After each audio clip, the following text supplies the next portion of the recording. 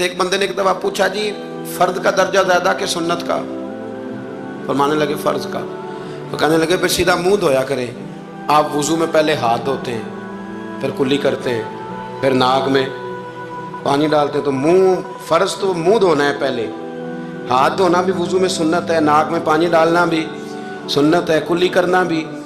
तो आपने तो पहले 3 सुन्नतें अदा की, फिर वुजू। फरमाने लगे ठीक तुमने कहा है, पर तुम पता नहीं ना तुम्हें कि ये मेरे रसूलुल्लाह की सुन्नत की बरकत कितनी है। शरीयत हुक्म देती है कि पानी मोतदिल होना चाहिए वुजू करने के लिए, ना ज़्यादा ठंडा हो ना ज़्यादा गर्म हो। ज़्यादा गर्म हो तो मुंह जल जाता है। और शरीयत हुक्म देती है कि पानी बद जायका नहीं होना चाहिए, और हुक्म देती है कि बदबू वाला नहीं होना चाहिए। फरमाया इसलिए हमारे नबी ने पहले हमें 3 सुन्नतें दी कि टूटी के नीचे ना हाथ करके देख लो पानी ज़्यादा गर्म तो नहीं, और कहीं मुंह ना जला लेना।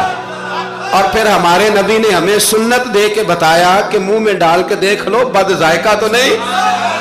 फिर का नाक में डाल के देख लो कि इससे बू तो नहीं आती।